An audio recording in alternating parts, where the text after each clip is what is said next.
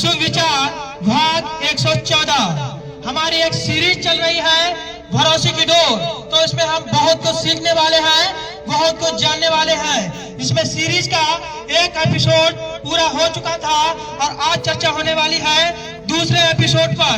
अभी तक हम लगातार अपने बड़ों से, अपने पूर्वजों से, अपने गुरुजनों से, यहाँ तक कि अपने माता पिता से ये सब सुनते आए हैं कि जीवन में सफल होने के लिए हमेशा हमारे लिए पॉजिटिव सोच रखनी चाहिए। लेकिन आज हम जानने वाले हैं कि सफल होने के लिए हमें पॉजिटिव के साथ साथ नेगेटिव सोच भी रखनी चाहिए, क्योंकि दोस्तों ये दुनिया प्लस माइनस से ही चल रही है। आज जानने वाले हैं नेगेटिव सोच की पावर, क्योंकि जीवन में बहुत सारे व्यक्ति ये तो जान लेते हैं कि हमें इस फील्ड में जाना है, पॉजिटिव सोच के साथ पहुंच जाते हैं, लेकिन जब उस फील्ड में उन्हें कठिनाइयों का सामना करना पड़ता है, समस्याओं से जुझना पड़ता है, तब वो उस क्षेत्र को, उस फील्ड को पूरी तरीके से छोड़ देते हैं। वो इसलिए क्योंकि उसके दुष्परिणाम, उसकी हानियां, उसके नकारात्मक विषय के बारे में उन्होंने नहीं सोचा होता है। तो आज हम जानने वाले हैं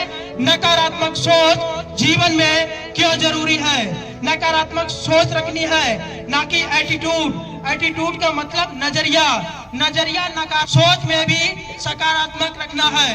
तो चलिए जानने वाले हैं। जैसे फॉर एग्जाम्पल एक किसी ने मुर्गी ली, मान लिया कि ये तो सकारात्मक सोच है कि एक मुर्गी हम लेंगे, मुर्गी रोज सोने का अंडा देगी, हर रोज एक एक अंडा हम मार्केट में बेचेंगे और उसके बाद में अमीर हो जाएंगे। ये तो ही सकारात्मक सोच, इसमें कुछ भी हमने निगेटिव नहीं सोचा। लेकिन दोस्तों जब मुर्गी अंडा देती है तो वो अंडे देने के साथ साथ कभी कभी बीमार भी पड़ती है। ये है नकारात्मक सोच। इसीलिए हम अपनी फील्ड को छोड़ देते हैं, क्योंकि उसके दुष्परिणाम, उसकी हानियों के बारे में नहीं जानते हैं, नहीं सोचते हैं। मुर्गी बीमार भी पड़ेगी और कई बार तो अंडा भी खराब होगा। कभी कभी हो सकता है कि वो अंडा ना दे, लेकिन हमने पहले ही जान रखा है कि नहीं, मुर्गी सोने का अंडा देगी, इसमें कोई भी नकारात्मक सोच नहीं है और ना ही कोई भी हानियां होंगी और उसके बाद में हम सफल हो जाएंगे।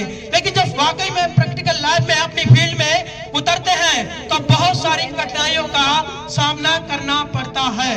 इसलिए दोस्तों अपनी किसी भी फील्ड को चुनने से पहले उसके लाभ और हानियों के बारे में अवश्य सोच लें। पिछली कई बार, लगभग 20-22 बार एक कहानी में सुना चुका हूं, आज फिर इसी को दोहरा रहा हूं कि राइट डायरेक्शन के साथ साथ ये जरूर सोच लें कि हमारी चर्चा किसमें होने वाली है। क्योंकि जब जंगल में आग लगी तो चिड़िया भी थी और कौवा भी था। सर, जब जंगल में आग लगी तो चिड़िया भी थी और कौवा भी था। चिड़िया बाहर तालाब से जाती, एक बूंद पानी लाती और छोड़ के चली जाती, छोड़ के चली जाती। उसका प्रयास था कि उस जंगल की आग को कैसे भी करके बुझाया जाए।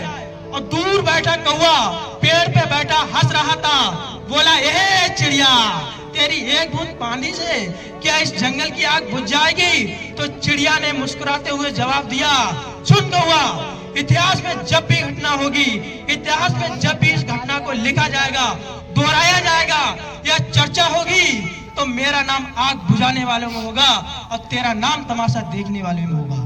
तो दोस्तों किसी भी फील्ड में, किसी भी टारगेट को चुनने से पहले यह जरूर जान लें, यह जरूर सोच लें कि हमारी चर्चा किसमें होने वाली है।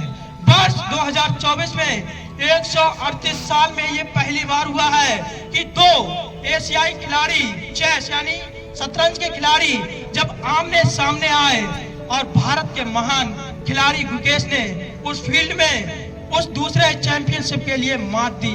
12 साल की उम्र में डी गुकेश ने सपना देखा था कि आने वाले समय में मुझे बहुत बड़ा चैंपियन बनना है इस चेस के मैदान में।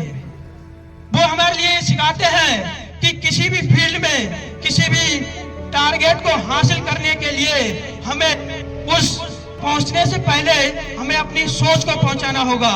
क्योंकि 1969 में नील आर्मस्ट्रांग ने जब पहला कदम चांद पर रखा, सभी के लिए पता है, लेकिन कदम रखने से पहले उन्होंने अपनी सोच चांद पर पहुंचाया। तो दोस्तों, छोटी सोच और पांव की मौज इंसान को कभी आगे बढ़ने नहीं देती।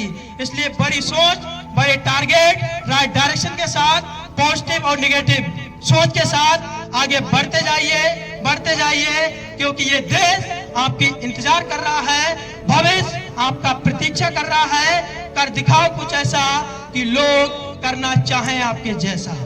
कल एक बहुत ही शानदार हम एक खेल खेलने वाले हैं जो कि आज तक दुनिया में कहीं भी नहीं हुआ है। तो कल आज के लिए इतना ही। जय हिंद दोस्तों।